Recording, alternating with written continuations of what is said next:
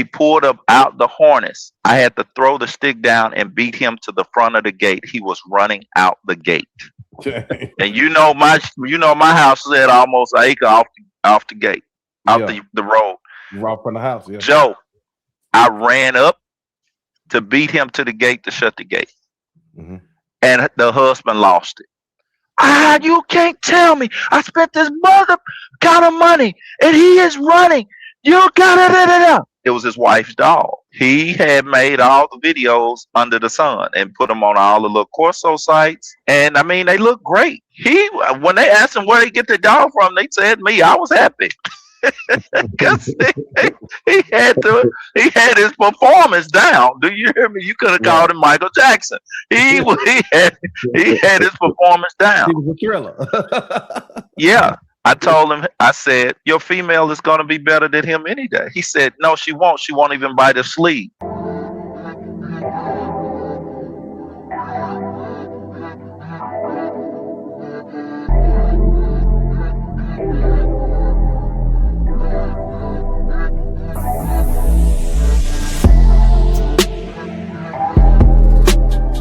Welcome to NWA Cane Corsos podcast, where we talk all things dogs.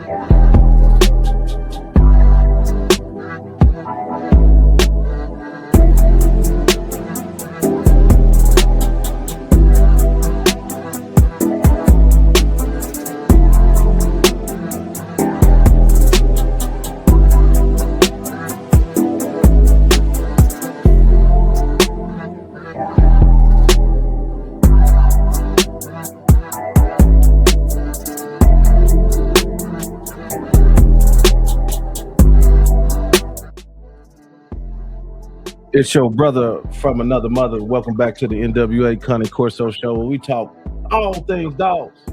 They say don't mess with Texas. We got a lot of Texas gentlemen in the house tonight. We got James, KP, Cane Corsos, Lamont Morgan, La Potenza Cane Corso, and the big OG, Mr. Norman Henry. How you gentlemen doing tonight? All right, how's it going? Oh man, I'm doing good, man. Yes, doing sir. good. Yes, yeah. If you guys need any breeder supplies, any pet supplies, look down in the description. Eternal Animal, you can get you whatever from medicated shampoos to progesterone machines. Just look down the link and click Eternal Animal. All right, brothers, let's go. James, this is kind of officially your first appearance, but I did air something with y'all not too long ago, you and Lamont. So let's let the world know who you are, bro. Well, I'm James Curvin, KP Cane Corsos in Red Oak, Texas.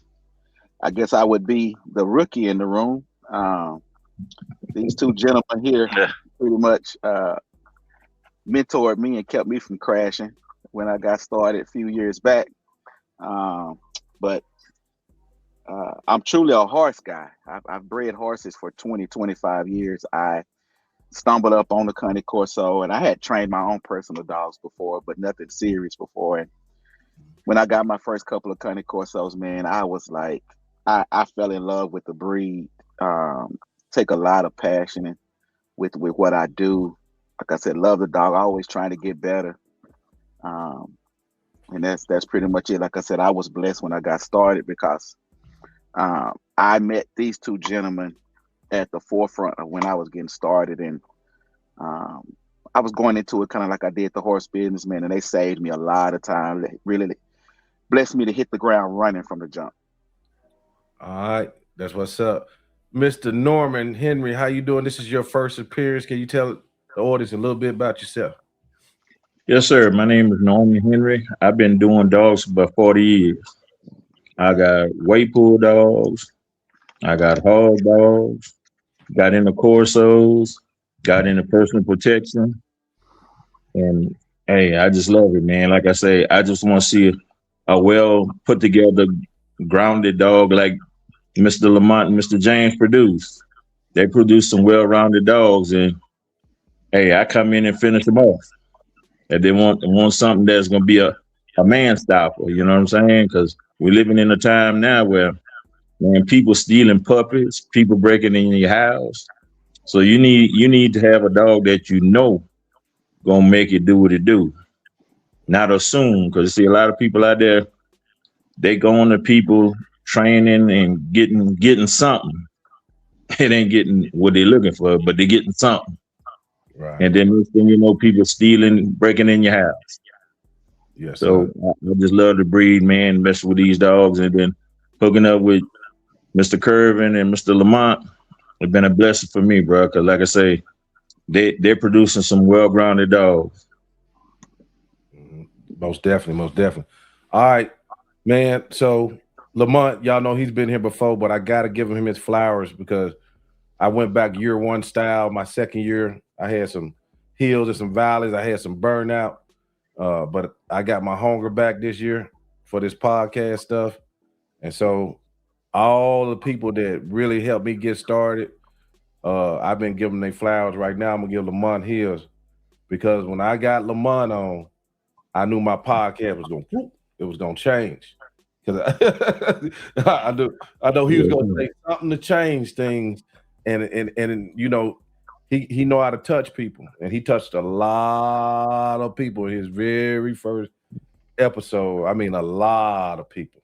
It don't have to have millions of views. If it target the right audience, man, he touched a lot of people. And he has, even though I don't went out there and bumped my head in these dogs, being Joe doing what I want to do, Lamont has saved a lot of us. He has saved a lot of us some headache.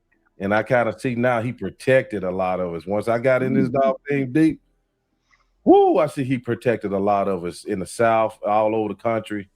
And any questions I ever had, it hadn't been a question he couldn't answer. And it was always an answer up here. And it was coming from experience. So Lamont, I just want to thank you for everything you done did for my podcast and people, not around the country, around the world. Because they know you around the world now, bro. Right. Same here. Go on and give us your Oscar speech. Yeah. Joe, Let's slap him.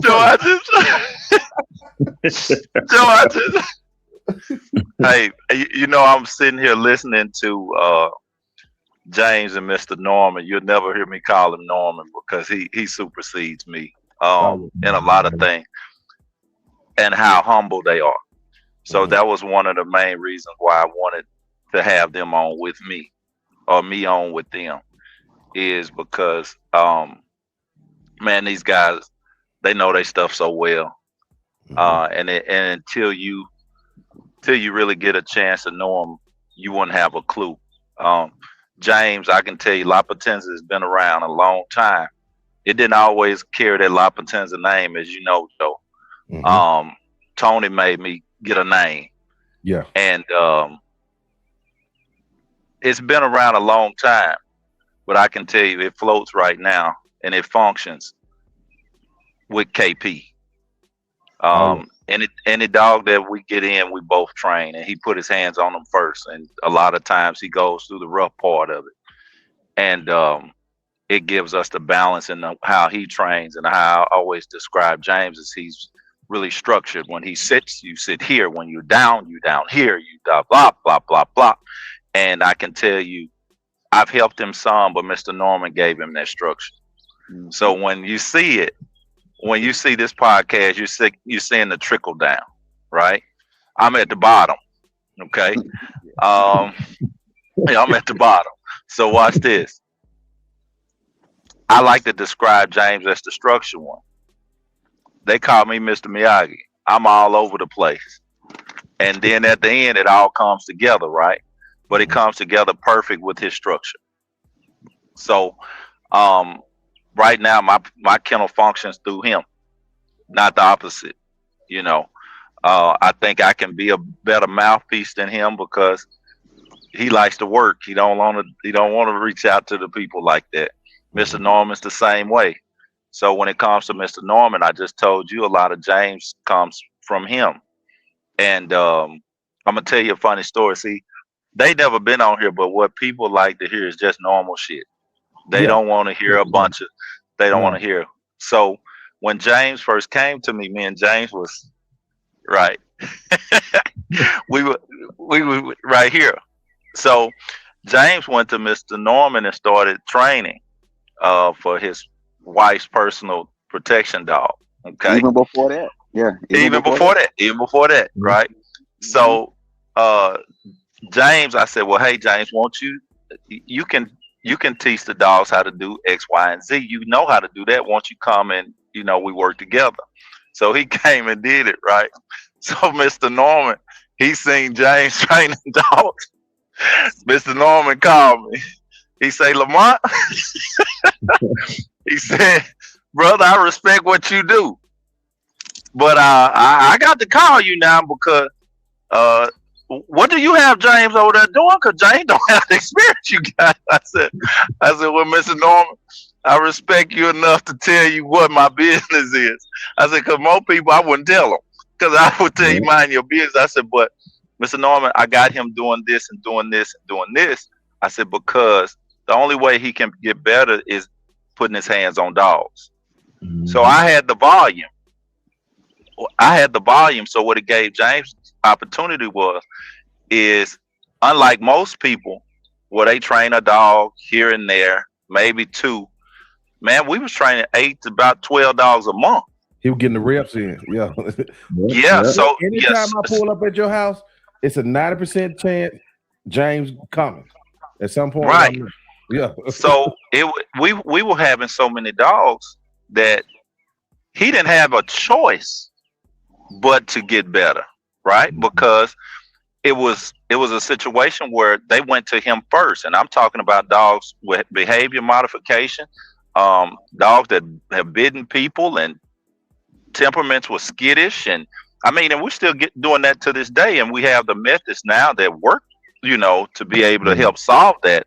I said, but these were things that he came to the table with. He had some ideas and some structure from the horses that just simply worked with the dogs.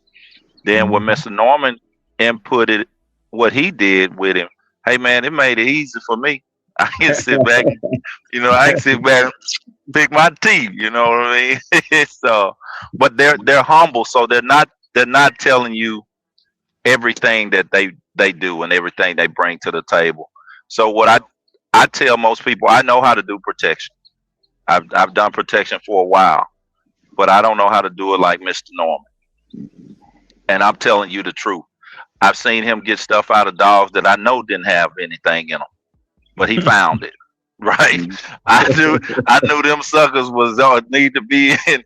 They needed to be in a living room in a basket full of flowers. They were that soft, but he found a way to bring it out of them. So when I tell you, like, every time people ask me about protection, he's who I recommend. I don't recommend me. I recommend him because at the end of the day, if he helps me with my dogs, I know he needs to help the people who come to me because his expertise is a lot further than mine when it comes to that. And a lot of these, he's not going to say it, but a lot of these known trainers in Dallas, he's trained, right? Yes, He's just not, and not knocking anybody, because I don't do that, but he puts people first and the money second, meaning he's not going in to get over on anybody first. When you come to him, he wants to work. He wants to prove that we can do this together and we can make this dog a dog that when I say meet you at the door, it's going to meet you at the door. And it's going to get that family time to put something in their hand on the inside as they might have on the outside. And it ain't going to be a bluff. So his expertise is why I really wanted him on here, Joe. And the fact that the knowledge he has in him over 40 years, we can't buy it, bro. You can't buy it you can't buy it in a book. You can't Google it. You can't bring it from whatever podcast you want to bring. You have to get it in the yard. You can't do research. Right. Yeah, you can't research the things he knows. Yeah. And to give you an example, he had 7 puppies. Was it 7 or 8, Mr. Norm? 7 puppies. They came from 2 of me and James's dogs that we wanted him to have because we knew he would improve them. He had 7 puppies. I went over there, Joe, and I'm not telling you a lie. They were all in each individual kennel. They were 8 weeks old. And when I walked in the yard and I came and he said, clap, I clapped. Every puppy in them kennels came to the front and was letting you know I'm here. At 8 weeks old, right? Yeah. I got great lines. James got great lines, right? They got it in them. But it takes somebody special to bring out of all 7 at 8 weeks old. Yeah. And when I say they were talking to you, and I walked over there because I just knew they were going to back up, right? Yeah. No, sir. When I say they met me at the door, they met me at the door. Yeah. And he is a person that I would recommend when you talk about an executive dog for anyone who is looking for a dog that when they say go, he goes. And when they say come, he comes. And when they want to put him with their children and they want to take him to the ballpark and they know he has a switch that they can switch on anytime they want to, that's what Mr. Norman does. And all I want him to do is, if he could, is just explain the difference between how he sees a dog that's finished versus what we're being able to see a dog looks like finished now on the internet. Because what the dogs look like on the internet is shooting at a sleeve, jumping out a window, but they got the whole body. But the only thing that dog wants to bite is that one sleeve, right? So, Mr. Norman, can you tell them the difference between the two? Well, Mr. Lamont, you know, like you see me work dogs, and the thing is, a lot of people got these dogs, they sleeve happy.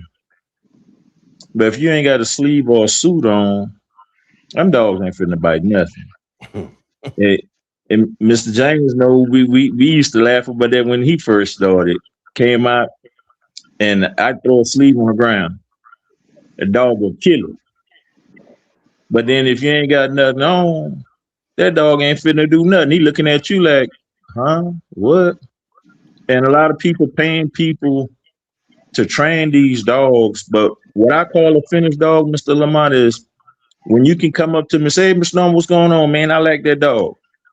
That dog sit there, he gonna look at me, he gonna look at you. Ain't no threat. So why should he climb? Why should he jump up on you? But now if you turn around and you walk away, then you turn back on me right quick and try to bust me upside my head, and he gets you, that's a finished dog, because I ain't got to say nothing. He already see what's going down. That's just like say, for instance, Mr. James, when Mr. James' wife got her dog, she was thrilled to death with that dog. You couldn't tell her nothing but that dog. And the thing is, I wanted the dog to be right. Jay! I wanted the dog to be right for her. So when Mr. James ain't home, if she taking care of business, she got to go outside. She ain't got to worry about nothing. That dog know how to act and know how to take care of business. And he wanted to show that dog was going to protect his wife, not assume he's going to protect his wife. He can go to the grocery store, or she can go to the grocery store and say, baby, take the dog. Put the dog on the back seat. The dog going down. He ain't looking to get out. She could be putting groceries in the car. And you know how people is, come up there, want some change, or come up there and try to rob you, especially a lady at a grocery store in the evening. Some of us, and you know, like you said, Lamont, we're going to keep it real. Some of us gonna come up there and try to rob her.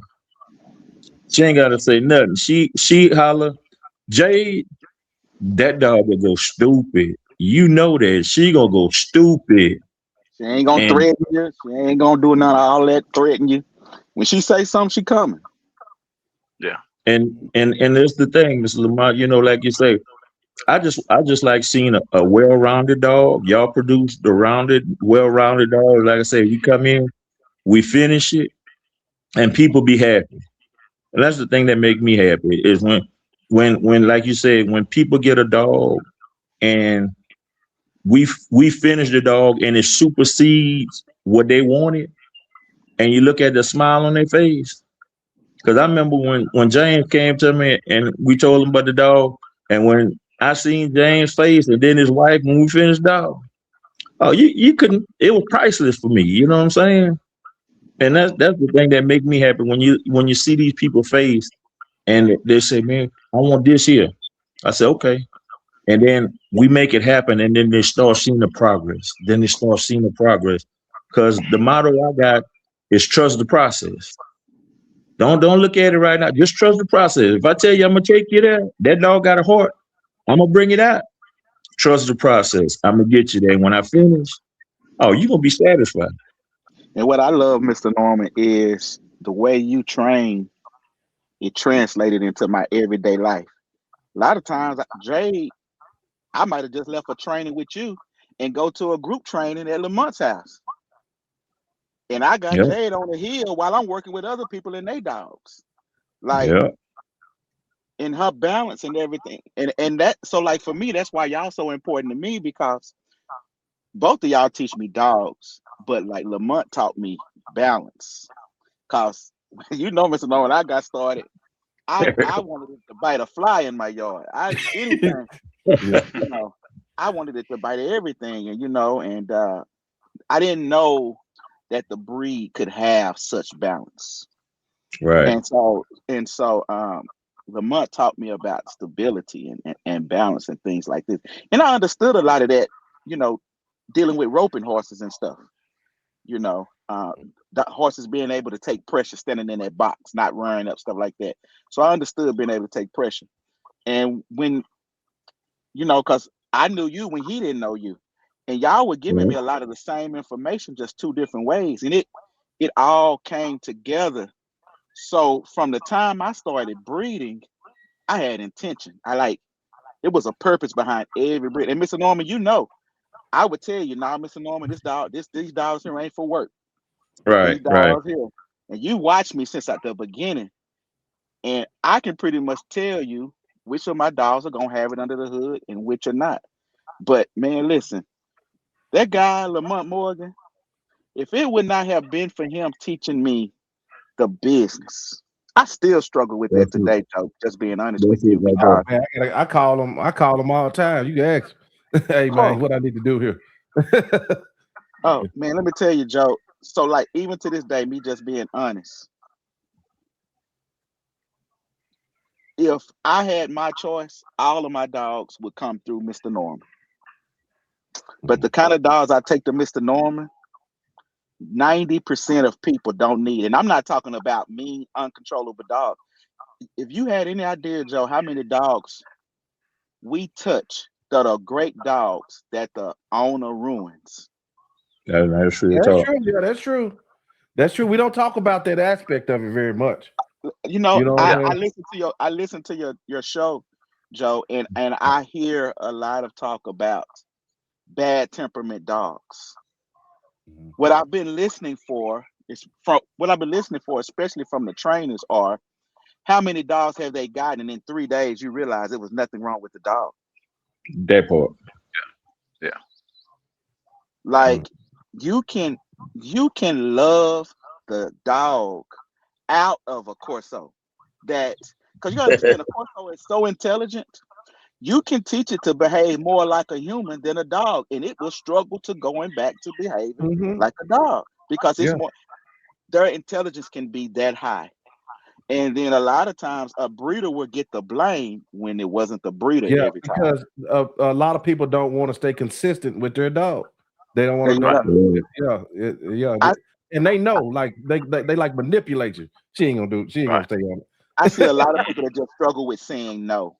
Right. Lamont can tell you this. Off of my dog Jade, actually. Um, I had a male that I had come to me because the dog had growled at one of their other dogs. He's 2 years old. He's 155 pounds. Beautiful dog. I told her bring He it was back because huge. he was huge. Beautiful dog. And I'm saying, I know this dog's parents. Like, he don't come from idiots. Like, it's not sounding right. I get him there, and they were saying it was like dog aggressive, whatever. Joe, I got him out in the yard.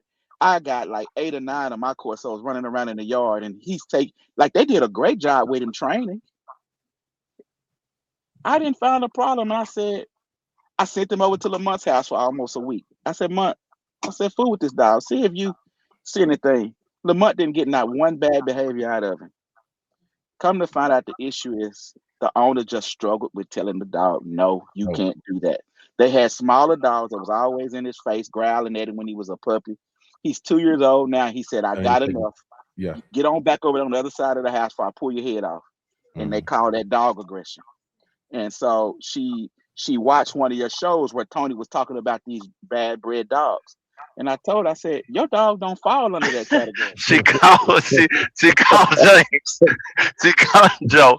She called James and she said, well, I was watching Tony and he said he described him. I said, oh, no, he did not. What you didn't do is talk to Tony so he could describe you.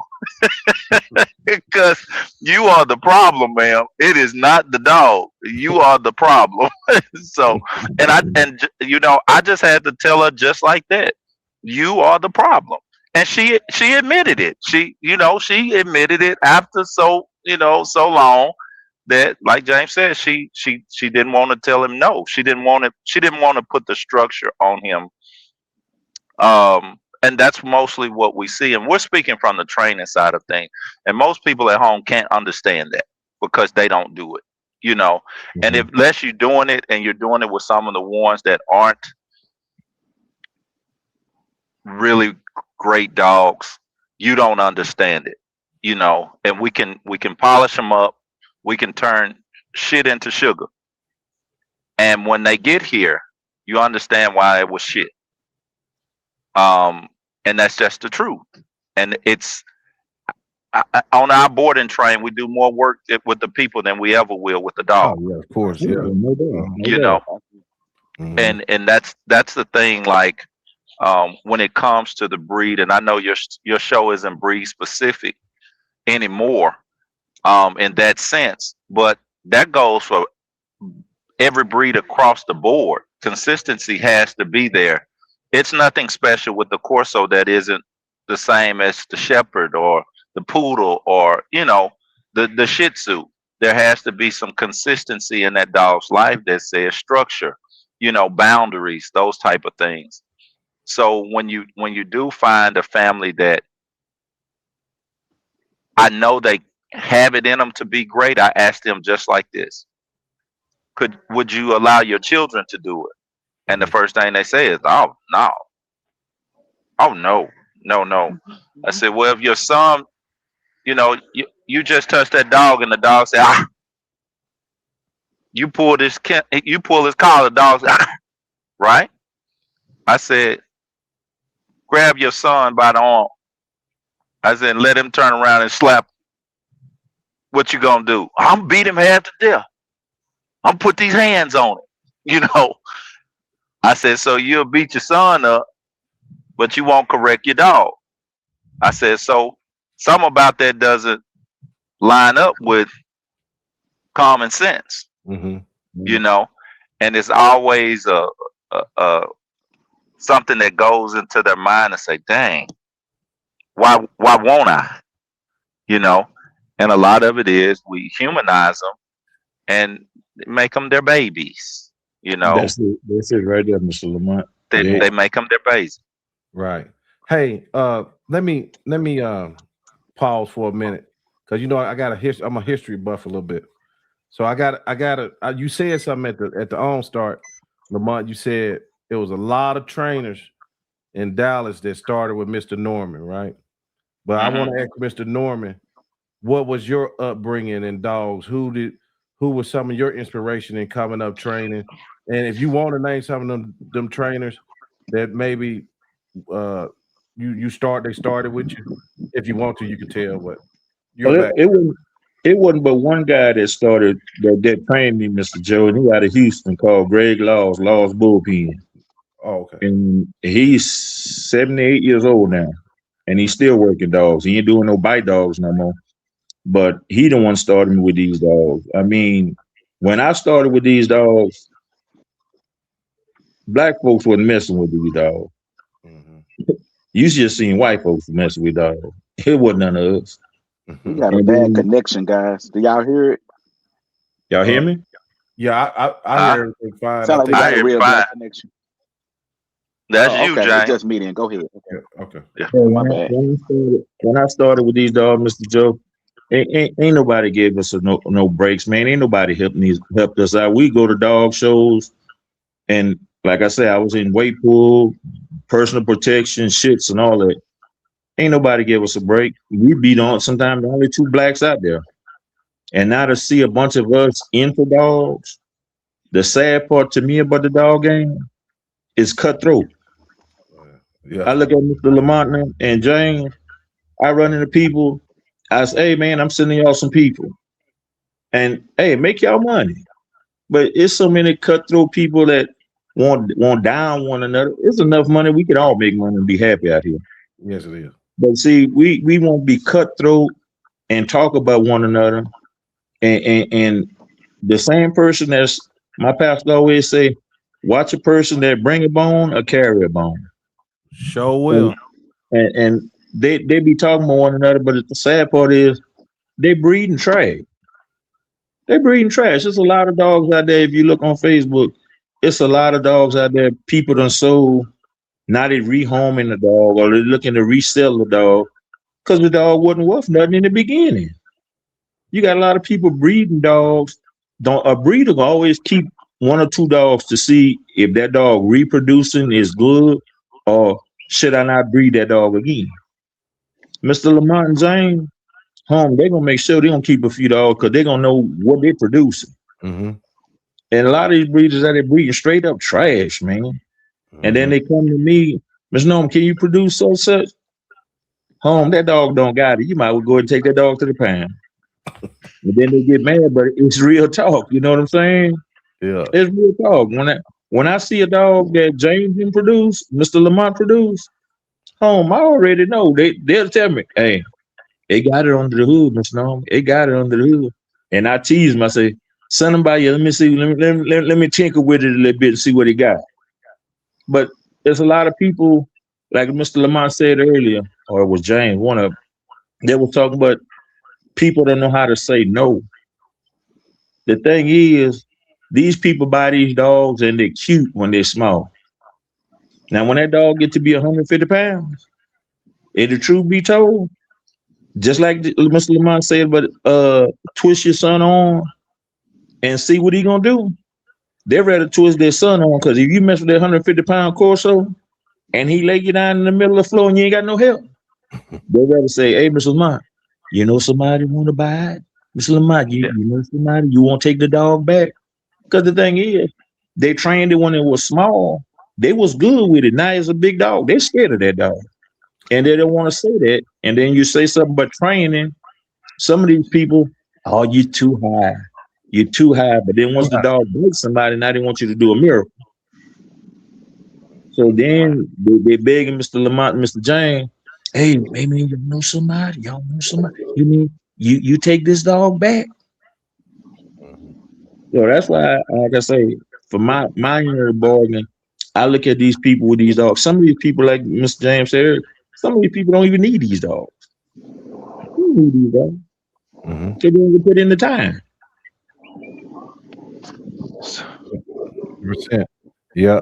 And then I know Lamont and James mentality. Shoot. You know, you got to know how to place them too, because we ain't trying to get them back. You know what I mean? Exactly. $1 just to push it off on somebody, because they You know, will. I'm gonna say this, Joe. You know, one thing about me and Lamont and I, and what we try to produce, our dog will fit pretty much any home. Now, I'm not gonna sit here and lie like a lot of people and say we make all our free throws. Some of them miss, but it Right. don't miss my far. With that being said, you will be surprised how many times. So you get different type of customers coming in your yard. They say, I've had people come in my yard and say, "Man, you got beautiful dogs, but I was looking for a little something that had a little bit more dog to him." I said, "What you mean?" He said, "Man, your dog just kind of let me walk around in the yard and stuff." I said, "Well, what you think they supposed to be doing? You ain't stealing nothing." And they're Right. like, no, man, normally when I go see people dog, they barking and stuff like that. I said, man, I got neighbors. My dogs better not do all that barking. They find a new home. I said, but I tell you what, I said, come over here and grab me. And boy, when they start touring, them girls get up off that porch and come see about them. Man. And listen, Yeah. I'm gonna tell you something. And that's not trained behavior. Mhm. I believe. Well, let me tell you why I believe a Corso is worth 2,500 and up. When I used to play with my own dogs, I used to teach them to protect me. Mhm. My first Corsos, man, that's what made me love them. I didn't even know they would do it. I was taking this dog everywhere, man, and this guy was playing with my wife, and he pushed my wife. And that dog went over the back of the couch to get that man. And if my wife wouldn't have had the leash in her hand, I don't know what would have happened. But that dog said, "Don't touch her." And I haven't tried to teach this dog anything like this. That was major for me, man, because if you know the hours it takes to get a dog where you want it, these Corsos was coming here doing this naturally. All I had to do was just put buttons on it. So let me talk horses for a minute. If you ever have any horse people that's watching, they'll really appreciate this. For those of us that do stuff like roping and cutting, we shouldn't have to teach that horse how to stop. That should be in his blood. Right. He wants to stop.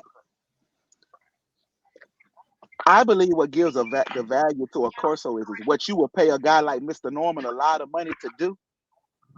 Your dog was born with that. And so with that being said, we breed our dogs to be stable, to where if you live in an apartment or you live in a senior citizen's home, you would never see that side of that dog because he has no need for it. Exactly. You would never know it. But you could take that same dog to a Mr. Norman that sits on the couch every day. And that same dog can go work. And that's what I believe stability is like. You know, when people talk temperament and stability, everybody kind of has a different definition. I don't believe a dog should be backing in the corner, growling, running to the back of the kennel every time you go to get them. You get company, they running away, or they got this look in their eye like, don't reach your hand out here. Though that's a given. We shouldn't have to talk about those things. But at the same time, I don't believe that dog should have his tail between his legs all day either. So if you watch some of my videos, man, my pups, I could listen, gotta be my secret judge. Lamont is right there. I take my pups over to Mont's house for when we do our pictures or whatever at 6 weeks old. They never been out the yard. I sit them down in the yard, and in 5 seconds, all of them tail up over their back. Mm-hmm. Running around this yard like they live there. And I have to tell them, hey, listen, y'all in Angola now. Y'all can't behave like that over here. Oh, yeah.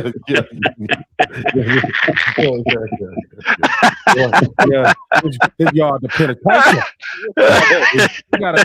He got a dog called Too Sweet. Yeah. Y'all can't do that over here. Boy, your dog.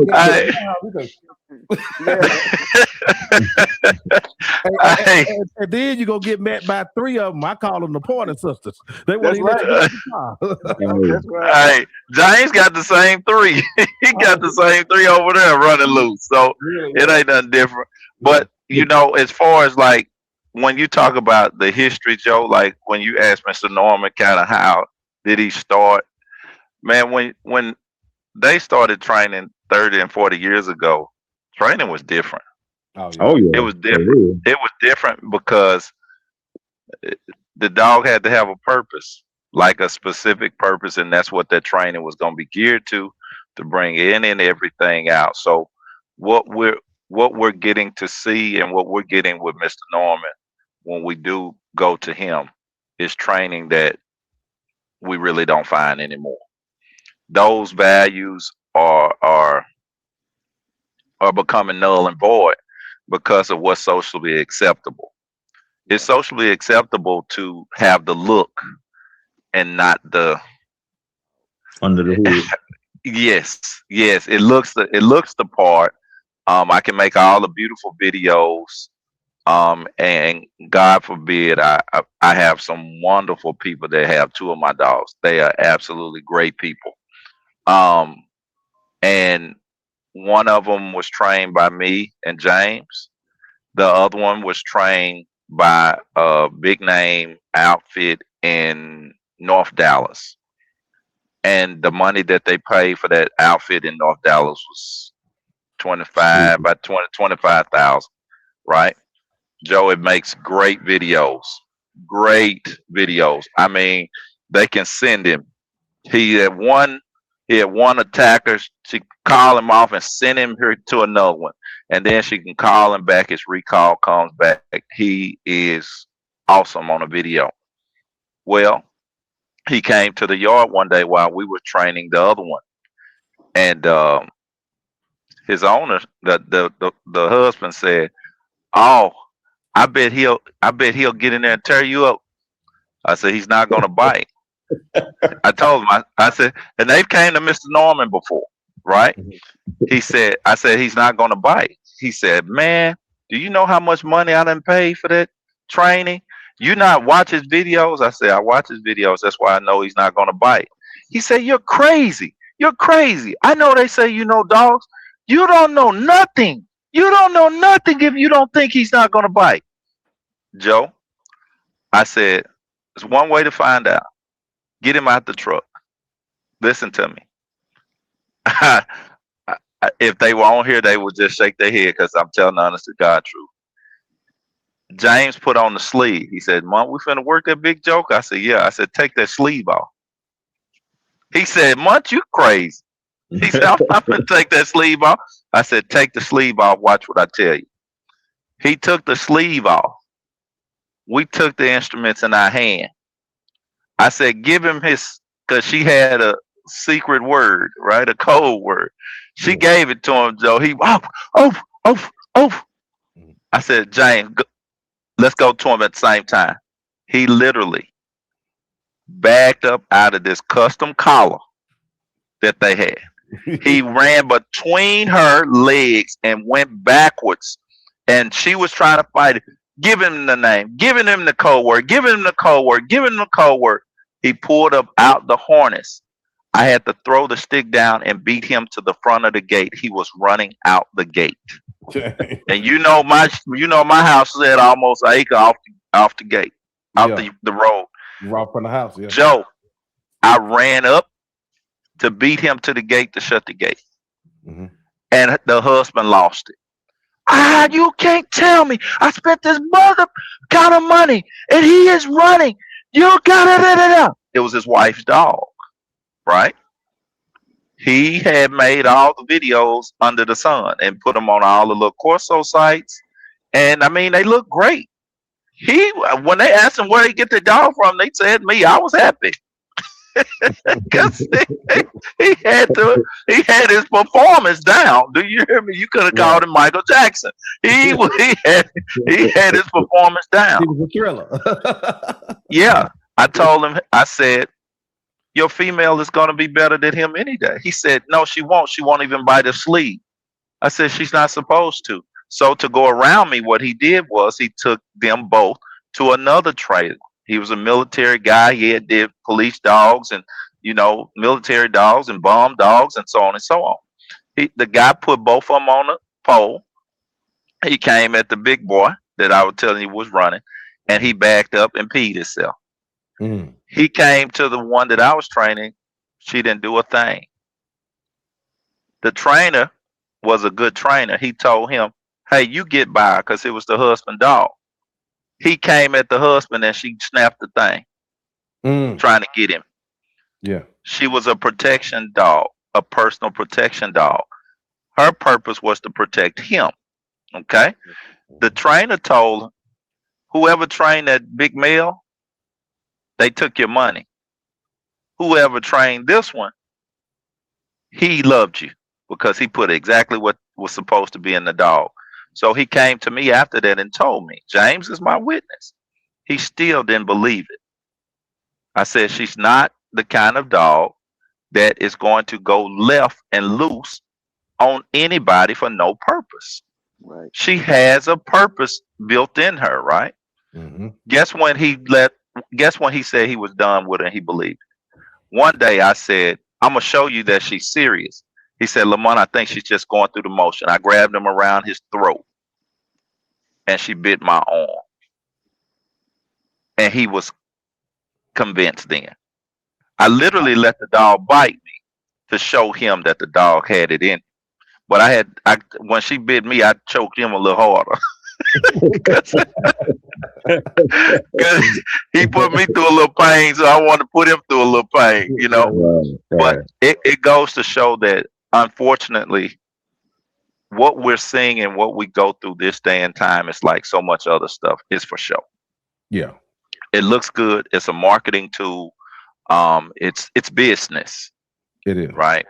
But when I go to Mr. Norman and I see him do what he does with the clients that he does it with, and Joe, these are people of all walks, all races, all genders, religions, everything. This isn't a black thing. It ain't a white thing. It ain't a Mexican thing, because Mr. Norman's kennel partner is Hispanic, right? And he knows as much as Mr. Norman, and they've been doing it just as long.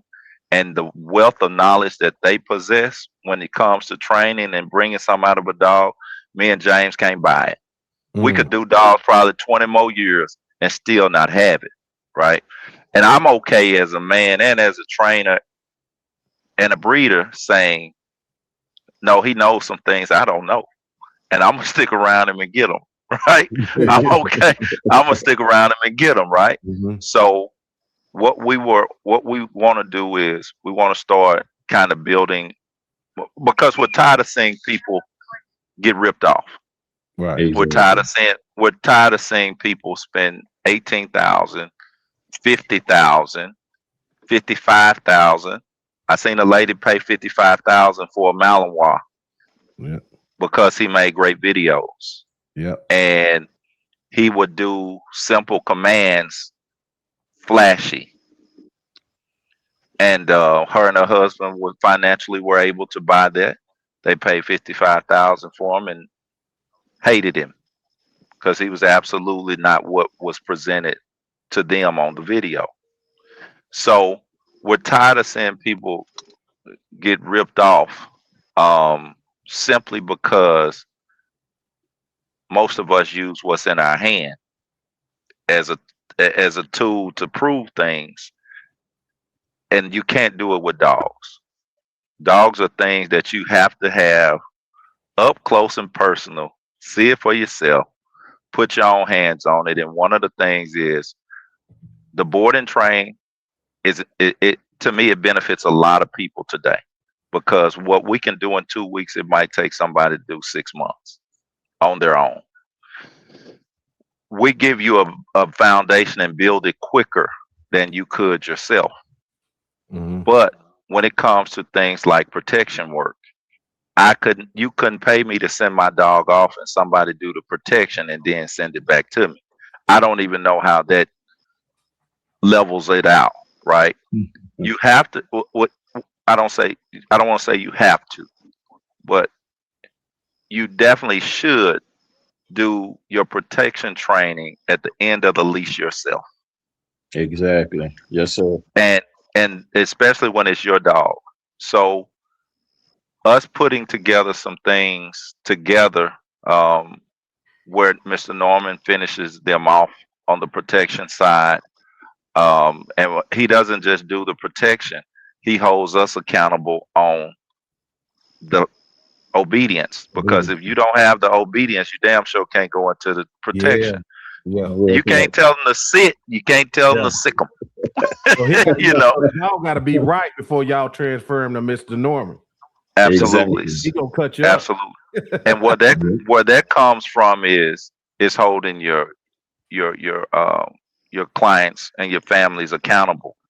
Meaning, okay, we did this, y'all go here, now call him. No, because we know it doesn't work that way. Doing some follow-ups and those type of things, and transitioning into that, to where you can have an executive dog that 100% is what you need, because everybody don't want a gun. You know, man, you're right. There's a lot of women that don't like to handle guns, man. They Hey, don't. They need, yeah. watch this. This gonna tickle you. This gonna tickle you. I know a lot of men that don't They want want to handle. to Yeah. have guns. Watch. If you want to be cut and dry, I know a lot of felons who can't have a gun. True. So we know that from experience, don't we? You Right. know, and Yeah. those are things that it goes way beyond just the gender role with the females. You have a lot of men that say, "Hey, man, I drive trucks. When I'm at them truck stops and I pull in and fall asleep, they robbing us." You know, Exactly. and those type of things. So it's so many different things. I have a lot of people in the oil field that get dogs from me, and it's because they down there weeks in and weeks out, you know, week in and week out, and they just want some companionship or something that's gonna let somebody know they walking up to their trailer, you know, and whether it's a meth head or a person that just in need and you a victim to them. So doing it the right way, though, I don't care whether you do obedience or protection, just simply doing it the right way the first time, it not only saves your pocket, but it possibly could save you ruining a good dog. Mm-hmm. Right. Right. Yeah, And man. Mr. Norman, I told Joe he need to bring his too, so don't let him think that I ain't Yeah. told him that too. Yeah. I do need to come down there. Yeah, My schedule's gonna change, so it's a good chance that I might be able to move around a little bit on the weekends. That's a right. yeah. Hey, So the yeah. door opening, Mr. J. Oh yeah, for sure. Man, Lamont, I know you was talking about. I don't want to. I'll edit it out if you don't want me to say nothing. But I know you Mm. might be working on that working event soon, and In October, we're looking at October. so yeah, okay. So, and I say that to say this, you know, like the internet, it's a weird world, bro. You know, I've been in it 3 years. It's weird. It's weirdos.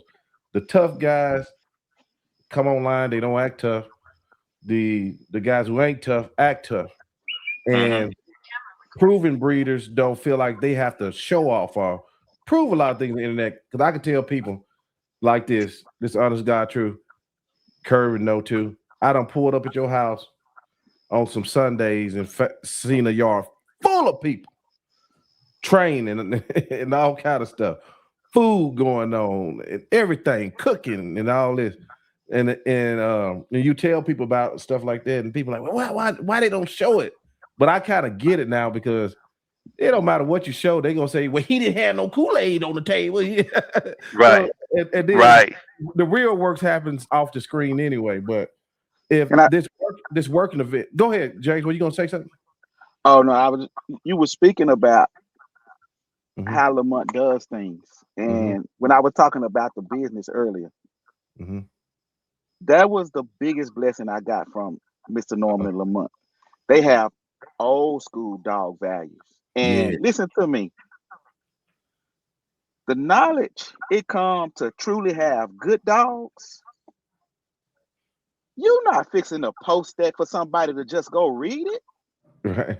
Mm-mm. So when I hear people say they done research, for example, Joe, now this is my opinion. Mm-hmm. People are still advertising Corsos as Roman warrior protectors. Mm. Hmm. I always, You know they got war dog. You know they got war dogs, James, at Tractor Supply. Yeah, yeah. I'm talking about logic. right. Ain't no 155, 170, 180-pound Corso going to no war outside of his front yard. He Right. can't run down the street. I always say you can't put a war dog in a family. So It don't make sense. so here's my thing. Man, and like I said, I praise God for these guys because I would have messed up because I would have had to try to have the biggest dogs too. Mm-hmm. And I'm not against having the biggest dog. I can't stand the lie. Mm-hmm. If you're going to have a cosmetic dog, then the German Shepherd people said these are show shepherds. Mm-hmm. These are working shepherds. You go to a working dog guy if you want a working shepherd, or you go to a show dog guy if you. But in the shepherd world, they know these are two different dogs. In the Corso world, what's irritating me, all of them are getting sold as protectors. Exactly. Barking does not mean it's gonna protect you. Do you know how many dogs barking? If you run at him, that joker will knock the fence over trying to get away. Yeah. Be honest with you, the one that's probably gonna get you, he gonna close his mouth. He gonna stop hassling. Yeah. He gonna look you in your eyes, and he gonna tell you, "Come on up here." A barking dog, a barking dog can't bite. Yeah. I ain't never seen a dog biting and barking at the same time. I've never seen a barking dog bite. You know, it's one of the two. I'm either biting or I'm barking, but barking definitely don't mean bite. So people will say, "Well, I'm gonna wait till you post your puppies." If you're waiting for me to post puppies, that's what I got left. Yeah. I'm busy doing the work. I'm looking for people that believe that I'm trying to have a program. And I'm gonna be honest, like, see, I can tell you, I can be honest about my program. You can't have a program without time. Something Lamont told me when I was first getting started. He said, "Find your lane." He just said me, "Find your lane." I didn't know what that meant. I got it now. I know what kind of dogs I like, and I'm comfortable with that, even if that does not fit everybody's idea of the perfect Corso. Yeah. Yeah. I want to be good at what I believe is a good dog. Yeah. Now, you need other great breeders like a Lamont, like a Tony, even like Dan Christed. Because I watch how they advertise, I know what they love. Other great kennels will eventually complement yours. It's not a war. Facts. They make it a war though. They make it a war. And so, like, when I need to know, is this gonna work right here? I say, "Mr. Norman, I got something. I need you to check it out." I may just give Mr. Norman a puppy and say, "Hey, let me know if it is what I think it's supposed to be." He'll call me back in a year or so. He say, "James, yes," or "James, no." And I eat it. And guess what? And if he tell me it's a no-go, it's out my program. But that's why y'all as good as y'all is though, Jay. Because the thing is, you and Lamont, if a client come to y'all, they say, "I want this here," and they're looking at your pups and they say, "Man, I like that blue one right there." You'd be like, "Man, that's too much dog for you." Y'all been doing dogs long enough to know what dog go with what person. As soon as they come on the yard, you can tell, man, that they're gonna be too much dog for you. And then they be like, "Nah, man, but that's now." And I know y'all ain't gonna sell it to them. Because the thing is, if you sell it to them, what's gonna happen? It won't even be 6 months. That dog will be coming back to your house. See, that's Ruined. Ruined. That's the thing of a good breeder. That's the thing of a good breeder. When you can discern the people who know discern the people who think they know what they want, and get a ton of dynamite. Now they call him big, and you take it back off the hand. Yeah. Which happens a lot. Like Lamont was saying, I cover a lot of breeds, and there's some really, really popular dudes out there. They got them dogs. Everybody be hyped up, about to jump out the kennel. I know. They always like to tell the podcast me and everything. I know they getting them dogs back all the time. All the time. Yeah. But see, that's the difference. That's the difference, Mr. Joe, in a breeder that, like Mr. James, Mr. Lamont, the type of dogs they breed and the type of dogs I want to breed, but not go flood the market with it. Good See, point. I can sit back, I can breed these dogs and the puppies that Mr. Lamont was talking about. I can sit back and hold them till the right people come through. I'm not gonna flood the market with mine because the thing is, everybody can't handle that. Everybody don't need that. Right. Mr. Lamont, they know the people, and they make sure the right family gonna get their dogs. And the good thing about it, they gonna take the dogs to them people's house. So they gonna make sure when they leave, everybody happy. But every breed out there not like that. No, they not. They just throwing dogs together to make $1. Yep. And then they screwing people over. They're gonna drive them to you. They're gonna sit there and talk to you. I know, yeah, all the little processes that, you know, why they appreciate it, why you ain't got people muddying their name is because of all the details, all the boxes they check. Boop, boop, boop, boop, boop. Yeah. Oh yeah, the business side of things. Right, And I tell you, with Mr. Norman and Mr. Carlos, they're another version of Lamont and I. Like Lamont and I have two totally different training styles, right? But it gels together. So Mr. Norman and Mr. Carlos, their training style is like that. Like Mr. Carlos likes a lot of sports stuff. He can do civil, but he like a lot of the sport, the really flashy, OB stuff. And I mean, and they're good at it. And their styles. Like I'm gonna show you something. Like I never knew a sport dog and a silver dog bite differently. Two different bites. That sport dog having fun. That silver dog got murder on his mind. Yeah. You see? It's funny you say that, John. Yeah. It's funny you say that. It was something on Facebook today. A guy over this way, they was training a dog, and the dog was in a car. And then they put the dog on the ground, and the dude done some silver work with him. Supposed to be making him a protection dog. Dog got a bite. Man run off. He run back at the dog. The dog grabbed the sleeve. What's wrong with that picture? If you doing silver work, you should have never let him go. But no, once he grabbed that sleeve, he slipped the sleeve. Put that sleeve. You know when I work your dogs, if I'm gonna work that dog, I'm making sure that dog gonna get that man, not the equipment. I could care less about that sleeve on the ground. You better walk over that sleeve. You better not even look at that sleeve. Because guess what?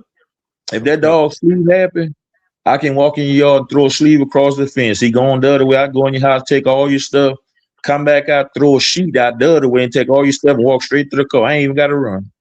Duct tape your wife and put her in there too. But that's the stuff people paying for.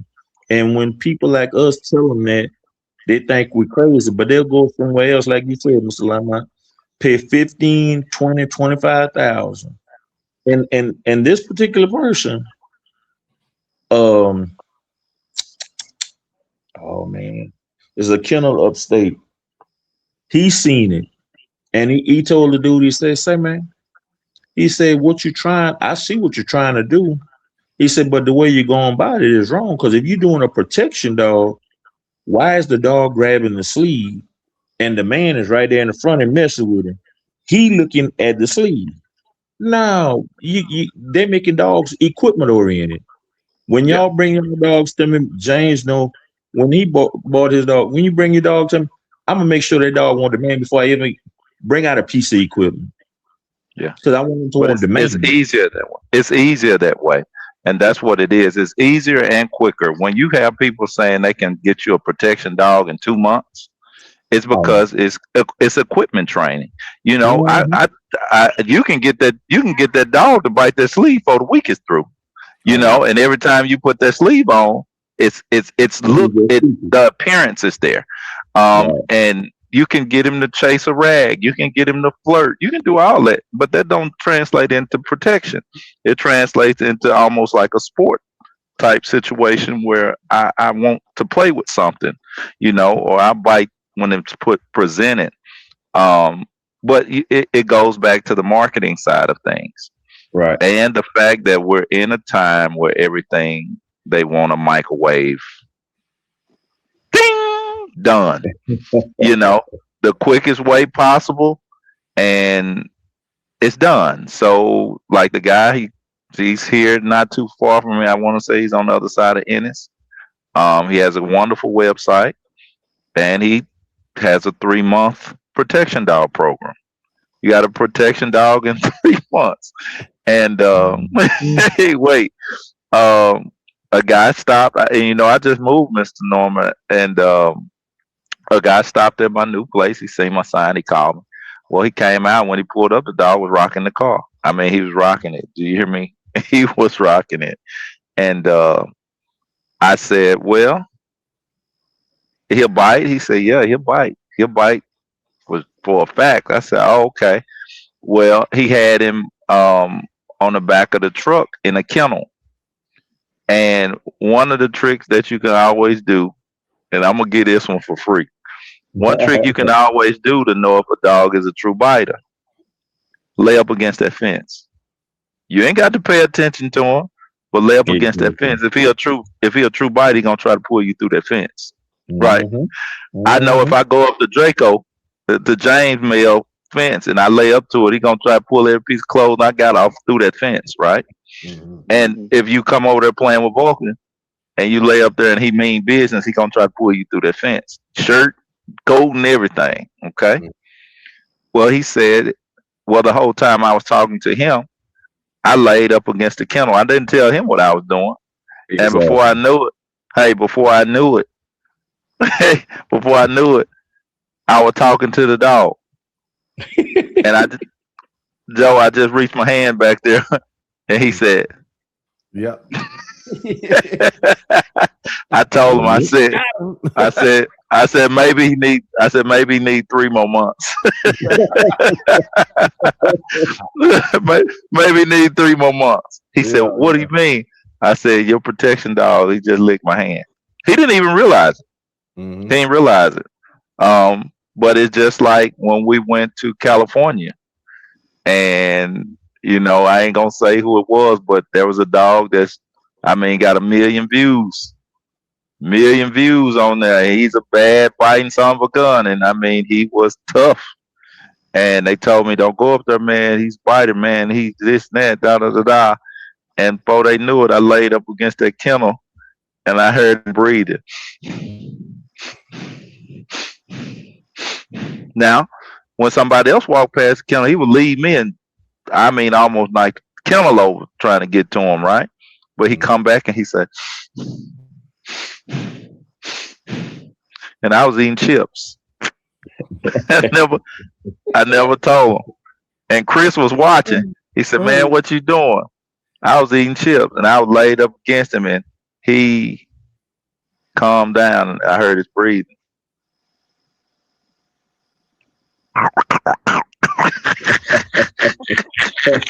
You know what he said? Man, don't give him no chips. I said, that ain't what you should be worried about. Yeah. Your chips, him eating chips is the least of your worries, So those are the things that, I know what you're talking about. What I ain't gonna say it because if people do it'll flip the internet over. But yeah. But it's okay though, because when when a dog has it, it has it. If it doesn't, it doesn't.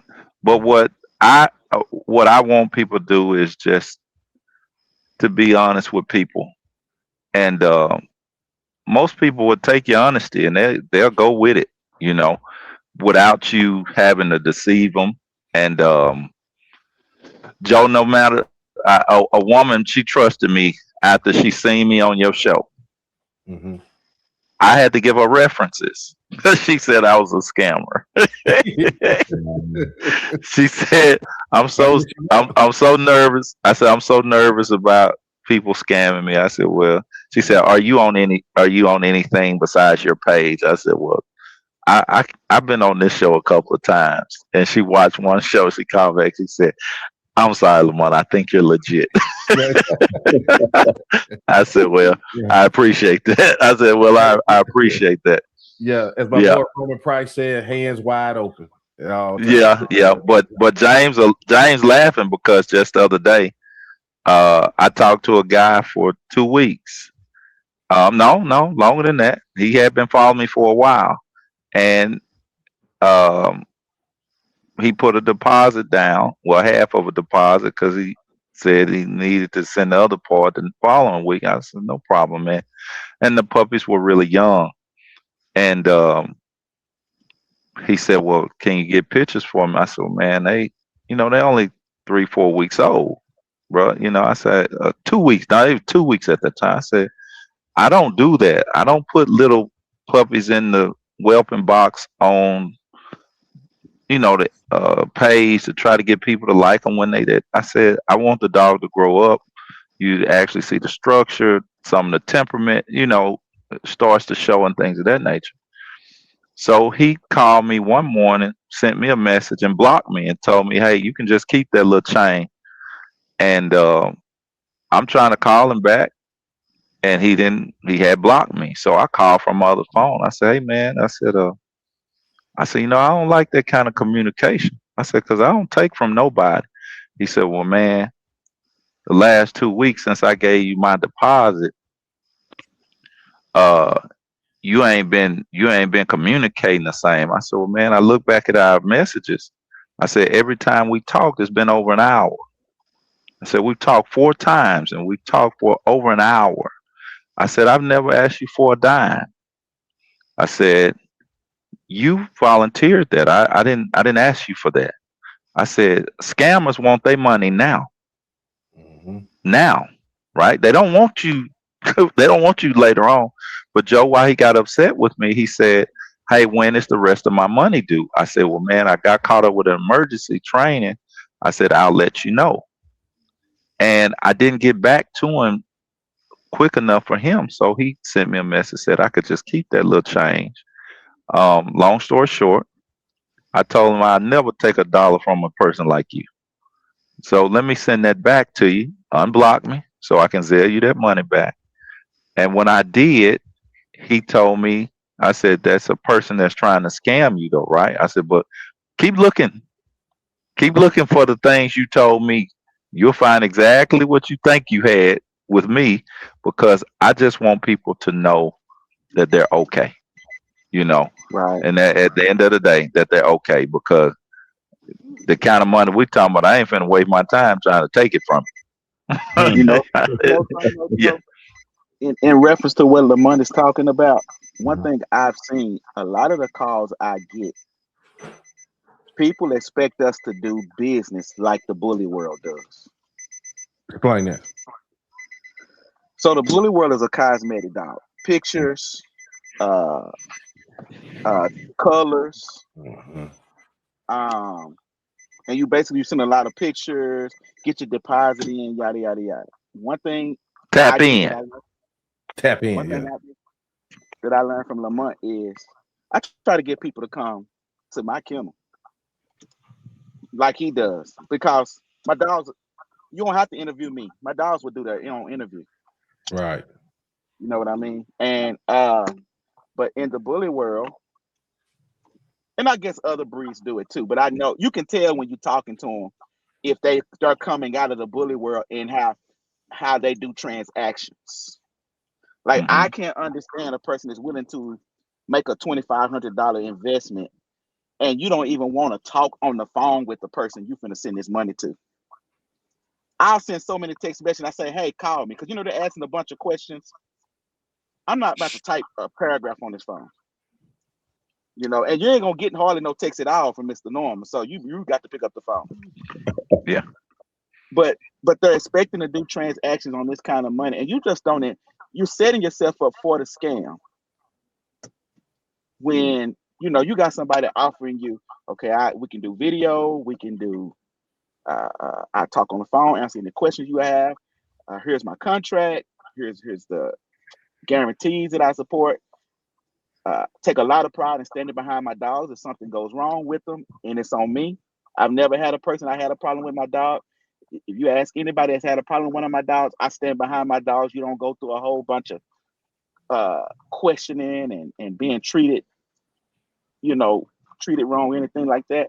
But with that being said, when Lamont wasn't responding quickly, because we're living in a time now where the seller is chasing the buyer. That's true. Right. Yeah, that's right. Yeah. You're absolutely right. Yeah, because The seller is chasing the buyer. Yeah, sometimes I have breeders hit me up, say, man, I got a litter on the ground. I'm like, what the fuck I need them for? I don't need no damn dog. Right. Right. But that's the bully world. It is. And not to knock the ones that's in it, but it's a different method that they use. right? And Joe, he got mad at me because I didn't give him a date to send the rest of his money, but the puppies were 2 weeks old. I wasn't worried about it. They don't go home till May the 1st, Yeah, right? And that's what I asked him. I said, man, why would you get upset? He said, well, man, shoot, I'm just trying to get you your money. I said, obviously, I wasn't worried about you. Exactly. I wasn't worried about you. I said, I'll send you a date. If that's what you want, I'll send you a date. I said, but better yet, don't even worry about it. I'm gonna send you that back. I don't even want it. Because I look at a person like that, you're gonna be a problem somewhere down the line. Exactly. Because your ability to communicate over the simple things aren't that. Yeah, you know. Yes, sir. Yes, sir. Yes, sir. So those are the things when James said it that way, it makes perfect sense, because a lot of times when you don't put these things out, well, I need this deposit, I need the rest of it by this amount, I need you to do this, I need you to do that. It's like, well, you're not doing it like all of the other people are doing it. No, I'm not, and nor will I. No. Because I got something. If you want it, we come to an agreement on it. We make it happen. I don't have a bunch of red tape.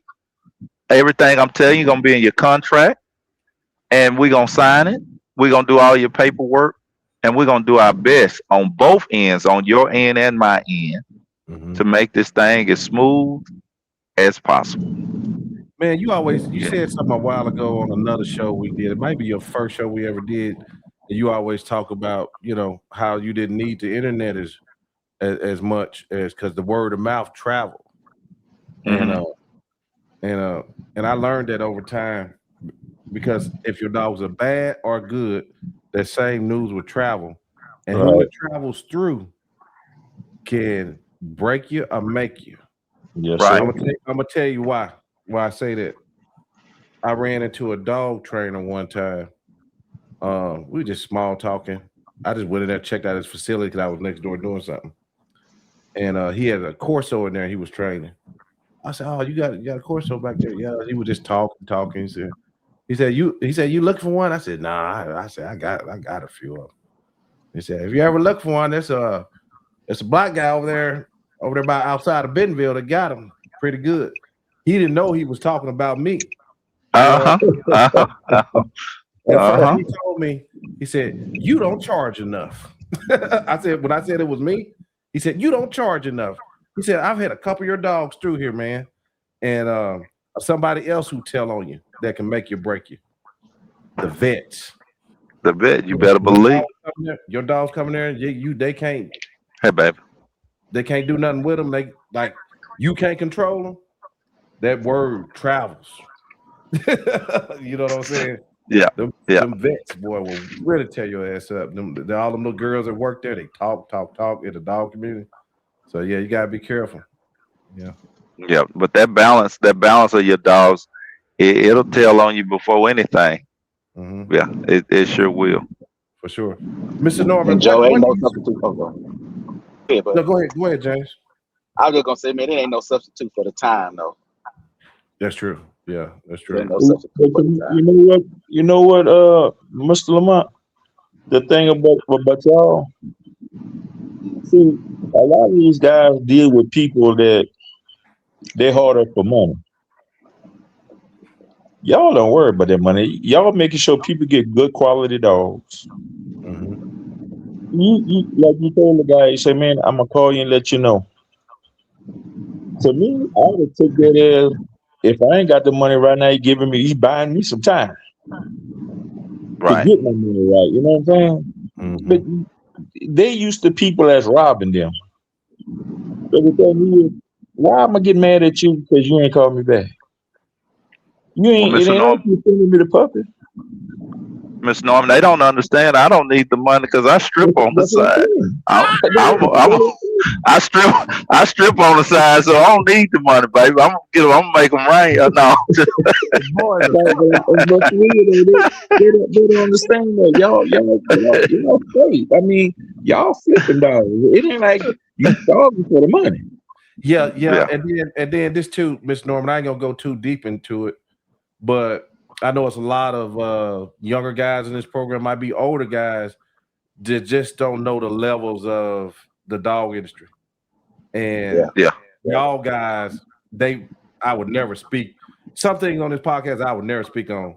They don't know how high, like Tony, Lamont, are in dogs. It's They don't. levels. It ain't no. We ain't got to prove nothing to y'all.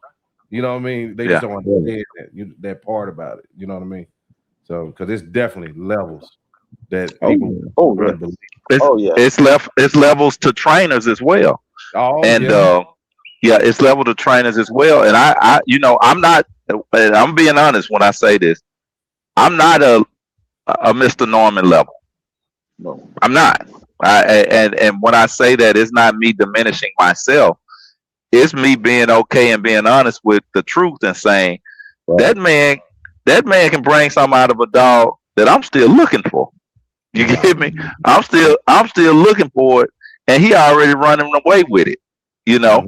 But you know what, Lamont? What's good about that is two things. You want to learn, so when I die or pass the torch, it's somebody else that can keep it going. That like we be together, you can keep it going, and people will look at you as trustworthy. Where these other guys, they like you said earlier, they messing up people. Though there's a bunch of guys like you said that came through me that's messing up people though. And then some kind of way, them people end up finding their way, and they be like, "Mr. Norman, you know so and so." I say, "Hey, I ain't putting the bad mind in nobody." But at the same time, I always tell people, go there and watch them things. Don't take a dog, just go and watch. And then you see for yourself. Because if I'm gonna take your dog, you know me, Lamont, you know me, Jane. I let y'all come see me work a dog. If I send my dog to somebody and they training it and I can't see it, I got a problem. Joe, let me tell you something about Mr. Norman. Let me tell you what I love about Mr. Norman. Mr. Norman don't care nothing about them papers. He want to see that dog first. Joe, you know what them old men you say about them papers? When you come there, you can wipe your ass with them papers. I don't care nothing about them papers. I want to see the dog. They always say they worry about the dog in front of them. Hey man, I want to see the. What I love about that is, and I've learned this from hands on. So Mr. Norman gonna work a dog. If the dog show he got something, then he might ask you what this dog off of. I have people call me asking me for my pedigrees, or they'll text me about pedigrees. Now, I'm gonna tell you something I have learned hands on about breeding these dogs. You can take Tony's dogs and put them in another person's yard, and those dogs' value have diminished tremendously. Oh yeah, because they are going to use a different breeding technique than Tony. Yep. In the dog world, how it's different from horses, the value is in the breeder. So when you see Scandifio, it's his mind. It's how he puts it together. When you see La Potenza, it's people don't notice. They will follow a dog, especially when it comes to stuff like, so like it's a little different in the working class, but let's say show dogs. A dog that won champion don't mean he can produce a champion. That's true. That's right. You see what I'm saying? But that person that keeps producing show champions, you follow him or her. Because he's proven, just like the dog. There you go. And so when you see that kennel name, when you see that La Potenza, when you see that Scandifio, and no knock on, there's so many other breeders out there. And that KP. And that KP now. I won't put myself out there because I know my goalpost keeps moving. So it's hard for me to ever get satisfied. Can I say I've gotten to a point that I produce a quality dog consistently? Yes. So what do I mean by that? When I got started, Joe, if I had a litter of 10, it would be 4 good puppies that was worth maybe saying something about out of the 10. Mm-hmm. Now I'm producing litters.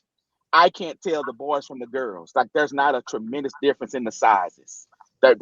I'm getting an average, you know. But when you're a true breeder, you're always nitpicking your stuff. Like you're never really happy. But my blessing is I had a Lamont. I use a lot of Tony. He doesn't. I don't know if Tony knows it, but I use a lot of Tony stuff, and I use their blood to help me with things I'm struggling with. Mm-hmm. Then Lamont is in my yard 2 or 3 times a week. If it's trash, he'll say, James, open the gate, let it out. Let it out, you know. And man, when I first got started, he'll tell you, I called my program and started over. Mr. Norman He started over. Yeah, Mr. Norman say, hey, James, what you do with that? I said, I sold it. I got rid of it, you know. And Mr. Norman like, why you doing that? That was a good dog. Well, Lamont was teaching me the business. And because my thing was, like I told you, I wanted hard dogs. And Lamont had to teach me, he said, James, listen, you can have really good dogs that will still work. I didn't care nothing about no top lines. I didn't care. All I cared was about pearly white teeth. And I wanted them to show you every one of them coming at you. So Lamont taught me things like structure. He taught me things like temperament. We can go on and on. So many little things that most people would never see. You know, I remember when I was starting.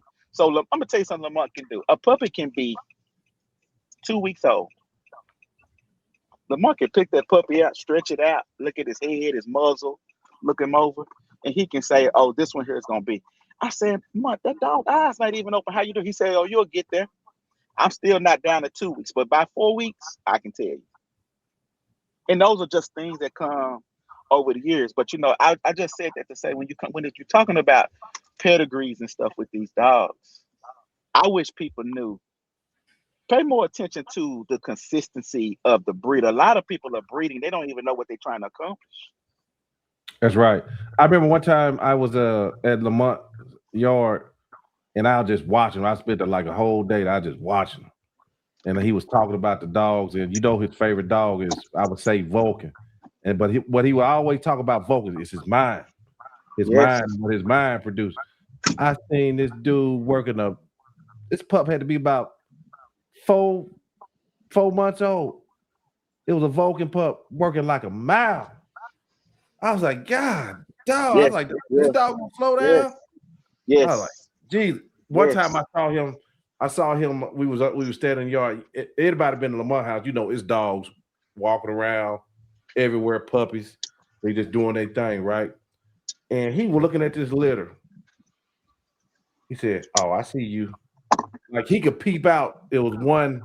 I didn't see nothing wrong with the dog. He said, he ain't strong enough. I'm gonna hit him with a shot of the B12 on his tongue. He'll be back tomorrow. I said, damn.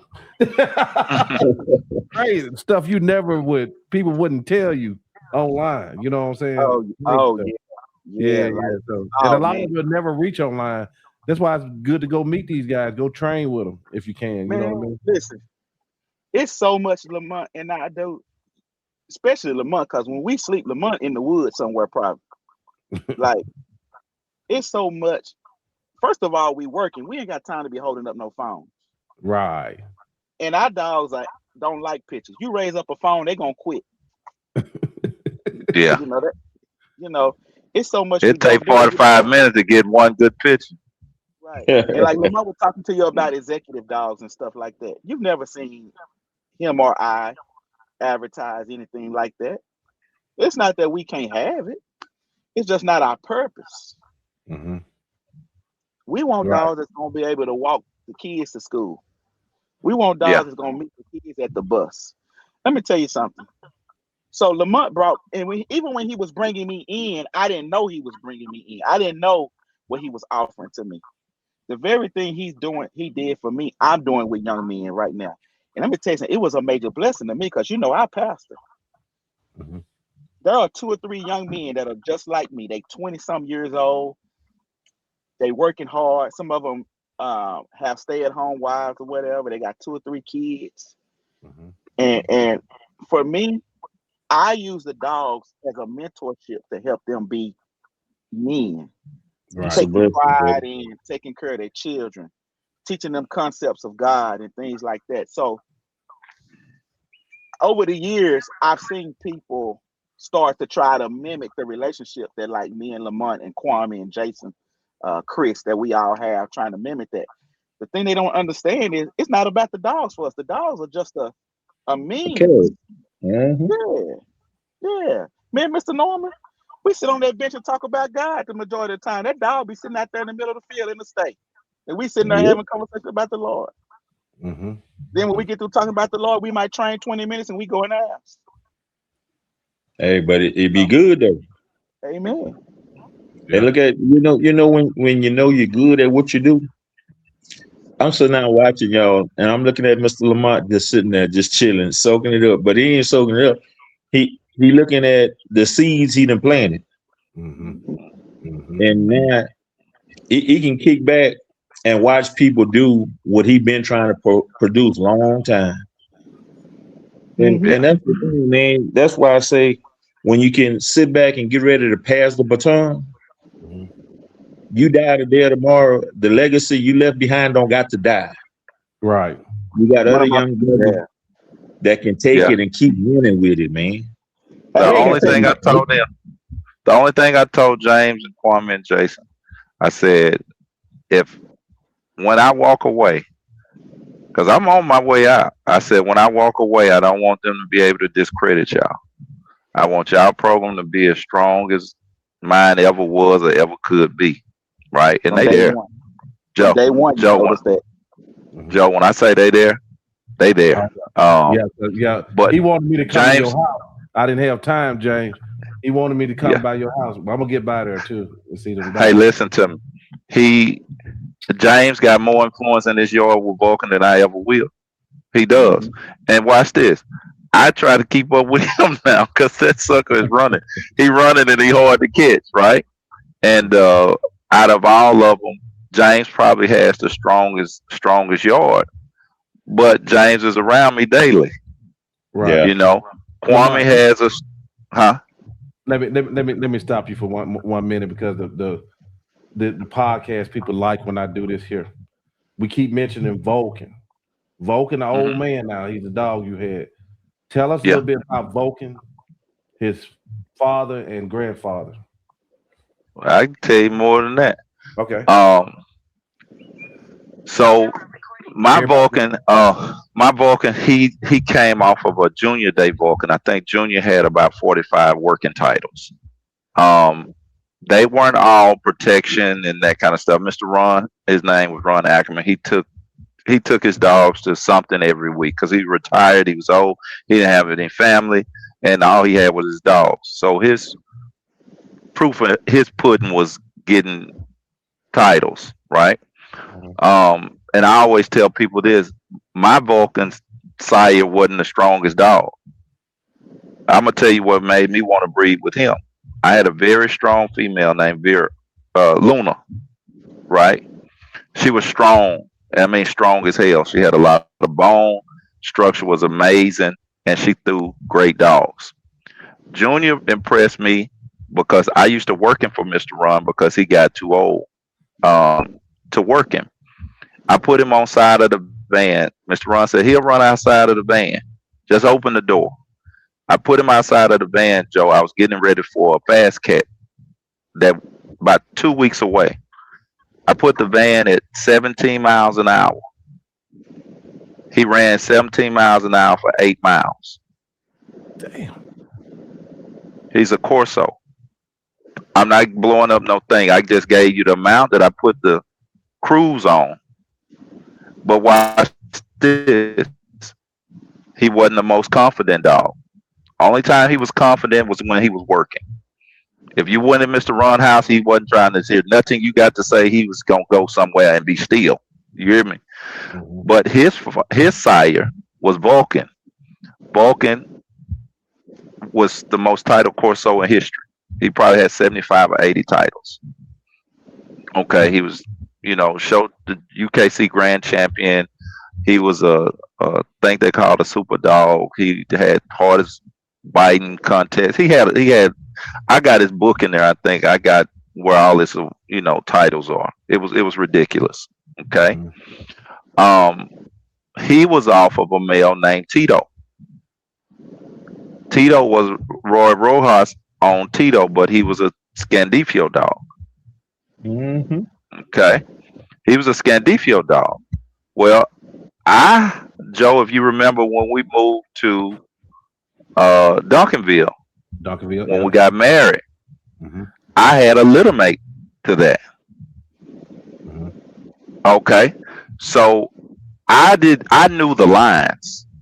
I've been dealing with Tony for so long. I knew the lines, right? Hmm. And I knew if I put Junior, which wasn't the most confident dog, with Luna, I would probably end up with what I was looking for because she had all the characteristics. It goes back to knowing your lines Amen. and knowing what your purpose was. So most people don't know I have a litter mate to Vulcan. His name is Sir I.L. Real. My friend Will Haley got it. Just as confident, just as good as Vulcan. Bam. Same Bam got titles. yeah. Bam. Absolutely. Bam That's got that's okay, Vulcan. that's right. That's Vulcan's litter mate, right? Right, He right. went through the same thing that Vulcan went through. The only thing that I can tell you that the difference between the two, Vulcan got a look in his eyes that you just can't beat him. And that's just the truth. He just got a little more. You can't beat him. But then this the same dog that my grandbaby and him was eating ice cream the other day. You know, James can take him to his house and he'll live with James like James raised him. He just has complete balance, and that's what I've been trying to get for the last 20 plus years. But the thing that I will give him the most is he produces exactly what he is, if So not better. right, right. And Everybody, yeah. mhm. Go I was ahead, gonna Jay. say, and show you how small the world is. Mr. Norman trained Luna's father, Zeus. Hmm. Oh, okay. And Yeah. James, that go back to the same thing. I'm listening to Lamont and the bloodline he talking. You know me, I don't do bloodlines. I could care less Mm-hmm. about bloodline. Carlos is a bloodline person. Mm-hmm. I'm a hands-on dog person. But that go back to I've been knowing them guys you talking about. I've been knowing them guys from when they first brought them dogs to the state. Right. Right. And Felton had that dog. I can't think of what's his name now. 80. Hades. Felton had 80s. that dog Hades that he got off of them that everybody was scared of. I trained Hades. Then Carlos produced Zeus. And all these dogs just circling back around. But it go to show you what we got. A lot of us got some good stuff here, but some of it end up in the wrong hands, like you said earlier, James. It end up in the wrong hands, and they're matching stuff together that don't work. Yeah. Ain't gonna work. It's just gonna be trash. Right. And people don't want to tell people that they want to make money. They want to Right. use people and Hmm. make money. And that's why I tell y'all, I'm proud of y'all, man, because y'all producing some hell of a dog. Y'all producing some well-rounded Shut dogs. up. When people see what y'all got, Hmm. they can't say nothing. They can't knock y'all for what y'all producing, That's right. because That's if they right. do, they'll lie. Yeah. So James, your yard is heavily influenced off Vulcan. I got more Vulcan than Lamont. I know what you got. I know what you got over there, then. God, dog. Yeah, I know what you got. Hey, Yeah. let me tell you. So let me tell you, when I was building my program, I was building my program for 10 years from now. I always knew Lamont was thinking about stepping away. And so Vulcan, people may want to knock Vulcan because he's not the biggest dog, but let me tell you something about him. Not big. Yeah. He is consistent in his production and he can produce as big as anything. Hmm. But his mind is second to none. And let me tell you something, that I don't care how beautiful the dog is. If it's Right. dumb, I don't want to feed it. Mm-hmm. And a lot of people, let me see, how can I say this? Because I'm not trying to knock anybody's stuff, but for the people that have Corsos and they know what it's like, they can talk to that Corso like a human. Like it didn't go through any formal training. It didn't go through sit, heel, down. It didn't go through formal. It went through, get over there and leave that alone. Get back in their yard and don't come back out here. And that dog learned from that. Mm-hmm. Man, I'm telling you, I got a 1-year-old grandbaby, man, and I can put those puppies on a leash and hand it to my grandbaby, and in 10 minutes, that puppy is walking with my granddaughter on a leash. There's an intelligence that you cannot take a video of. You just can't. And you got to understand, when you're a good trainer, I did this in the horse world many times. I took average horses and made them look like high-dollar horses, but it was the sweat. But then I've had some horses I got on, and in 30 minutes, he trying to slide. And I'm like, no, you're going too fast. Let me slow down with you. You don't need to slide right now. I just want you to stop when I ask you. Why? Because that horse wanted to stop. So for me, I know if I put an intelligent dog in people's homes, even in their ignorance, that dog will be fine because it will learn from their behaviors. And so when you come to my yard, yes, I have a lot of Vulcan stuff. You know, people may say, well, you don't have the biggest of females. I don't worry about that size. It's easy to produce. Yes, that's the easiest thing. Yeah. One thing that's hard to overcome is bad grades. Mama dumb, daddy dumb. You're going to be struggling with a generation of dummies. Yeah. You see? And so, like I said, I built my program. Now, so like Draco is my Vulcan. Draco is my Draco. That big and black male, that big black male with all that character. Yeah, I know he does. Yeah. Right. And there's two men right here that can vouch for him. I don't have to talk about it. I took him over to Mr. Norman's house the other day. Just to try. Say what, Mr. Norman? Yeah, Mr. Norman. Like oh yeah, he go get it. Okay. But you know, Mr. Joe, James will tell you this. This just me. People talk about these big old dogs. People always want size. I stay on 4 acres. I tell you, if you can get from my front door to my gate and get through it, I give you everything in my yard. But the thing about these dogs over here, when I put them on that treadmill, nigga, the dog that don't get tired, you ain't gonna beat them. Mm-hmm. See, people want these big old fat dogs. Oh man, I want a big dog. I want a big dog. But what that big dog gonna do for you? Because you run him across the yard once or twice, he done. He gonna lay down there and tell you, go ahead and take everything. Just don't take the dog food. We be all right. Right. You got to have a dog. That's why, like Lamont's Falcon, he got a dog that got a mind, but he can go get it. Yeah. Oh yeah. He can go get it. Uh-huh.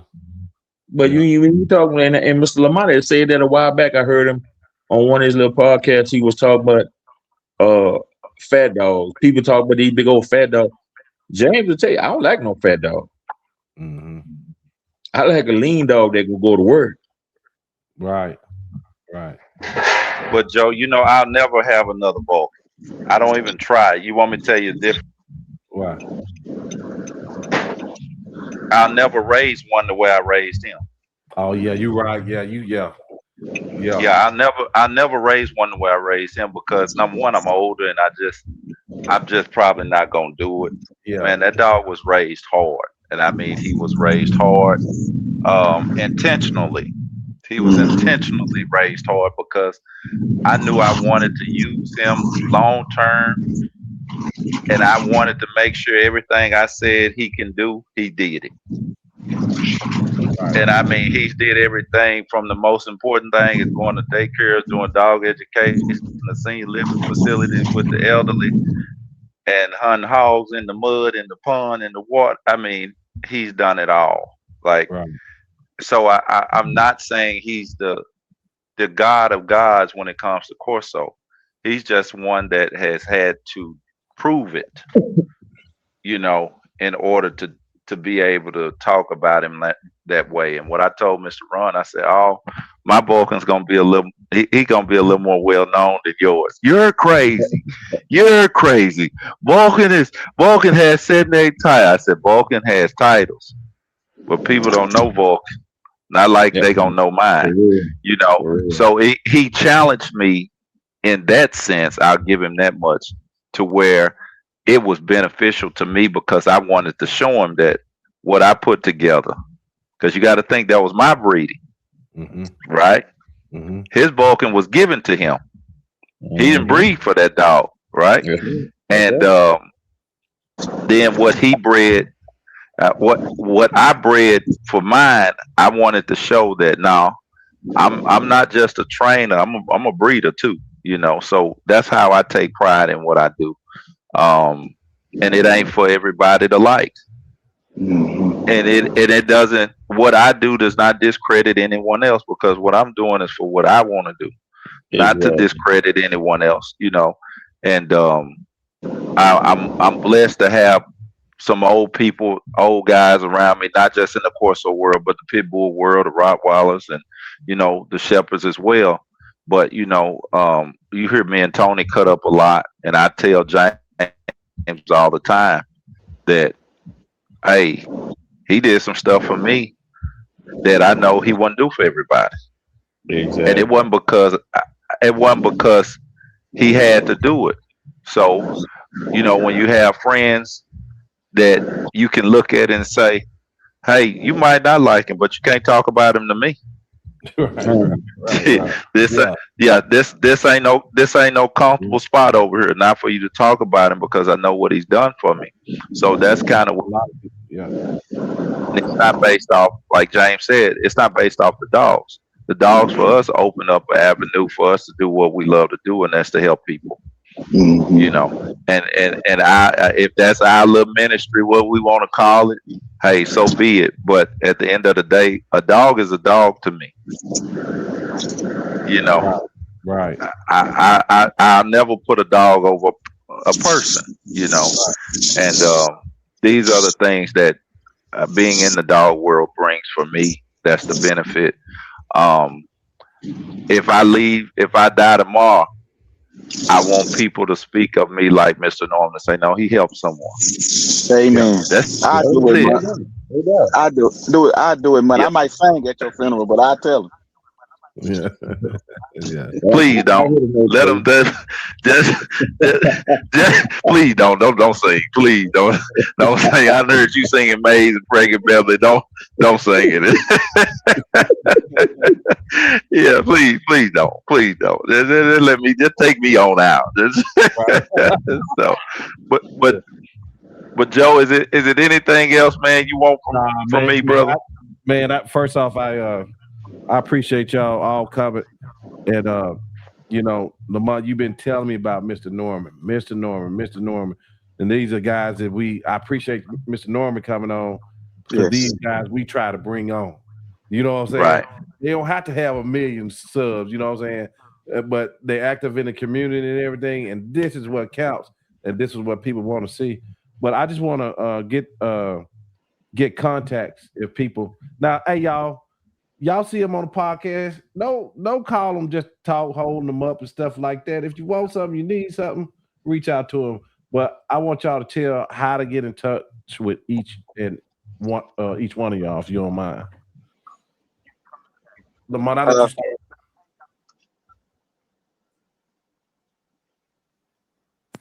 Hello? Yeah, can you hear me? Okay, Lamont went out. Okay. He coming back in. But James, can you hear me? Can you hear me now? Yeah, we can hear you now. Yes, sir. Yeah, I'm gonna let James, go ahead and start. Tell him how to contact you. Go for program, all that good stuff. So I'm James Curvin. I'm on Facebook, Instagram, KP Cane Corsos. You can Google me now. I think I haven't tried it, but I believe you can Google me. You somebody now, baby. I don't know if that's a good thing or not. My number is 214-713-2918. It's best to text me. I don't catch Facebook messages or stuff a lot, especially TikTok. I pastor a church, and so I'm busy with ministry quite a bit.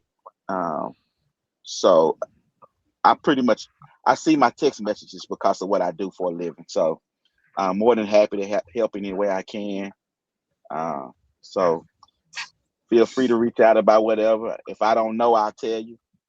But I can say I have resources I can get answers. So feel free to call me if you have any questions or concerns. Mr. Norman. Yes, sir. You can reach me through either Mr. James or Mr. Lamont. You can find me on Facebook, Elite Dog Training DeSoto. It's Norman and Carlos. Got a guy who speaks Spanish. So if you're Mexican and you can't speak English, hit us up. We get you where you're looking to go.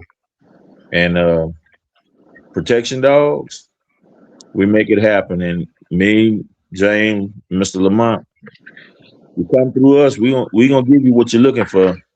We gonna wrap it up and give you a nice Christmas present. That's right. That's what's up. And my phone number 469-222-1921. That's what's up. That's what's up. All right, Lamont. Closing remarks and benediction. Amen. Amen. Everybody bow your heads because we're on with two ministers as it is. Hey, and watch this, y'all.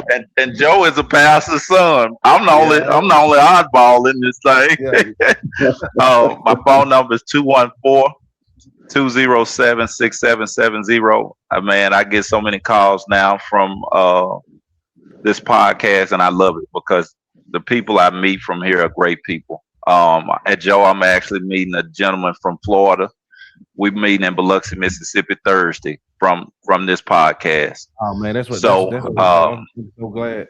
That's awesome, and he actually had a deposit down with a gentleman that's pretty well known as far as his kennel, and he took his deposit. And I tried to work with him to make sure he didn't lose money, and we just made it work, you know. And so I was thankful for that. I'm thankful for the podcast because it brings people to me that I wouldn't have normally been able to meet, talk to, help, whatever it may be. And right. I don't want to be put up on this high horse like I'm somebody I'm not. I'm just a simple dude that get up every morning and love his kids and make his life as easy as possible and help in the process. The people do more for me than I do for them.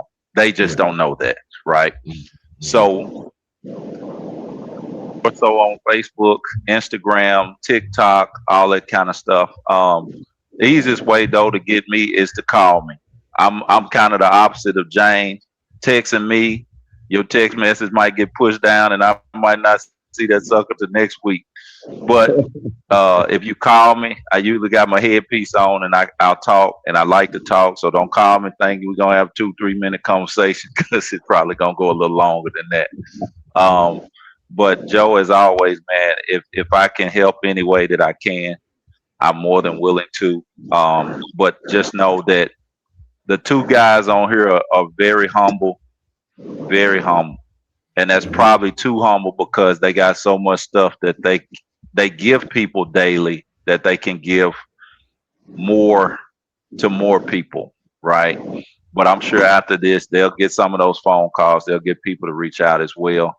And I'm just, I'm just happy to be a part of it as always. So thank you for giving us the time, the platform, to just be able to share a few things that might help one person. If we can help one person, it was worth it. That's what it's about, man. That's what it's about. Because you mentioned about people feeling like they're being scammed. You guys have came on here, gave content, and that's all I wanted to do was, look, man, let's take the steam off of it. Let's hear people out. Let's give people some help, and that's my reward right there. You know what I mean?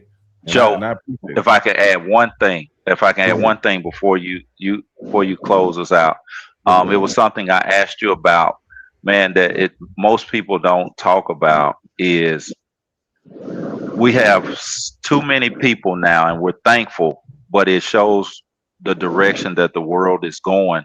We have too many people that are coming to us getting dogs for emotional stability. They're going through something in their lives that these dogs bring up something to their lives that helps them through those tough times. Yes. And I look forward to doing that one with one of the guys that he's a client, he's a friend, and it didn't start out as the friend side of things. And he told me something one day that just blew my mind, because he always seems like a strong, educated man that has, all his ducks in a row. And him telling me simply one day, hey, I got that dog because I needed him. I was in a bad, terrible place. Those are the things that I want more people to know, that you're not alone. And them coming to us it's not something they should be ashamed of. It's something that we're happy to help with. So I look forward to being able to do that with your help as well. Oh yes, we're gonna make that happen. Okay. All right, y'all. Well, I appreciate it. We'll be out. We'll see y'all the next time. Thank you, gentlemen. All right, bro. Yes, sir. All right. Have a good one. Yes, sir. Bye-bye. Step into the realm of canine wisdom with our podcast, NWA Cane Corsos, where we interview dog men and women from around the globe.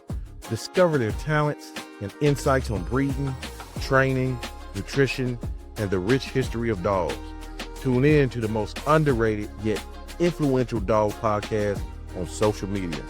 Your journey into the dog world starts here.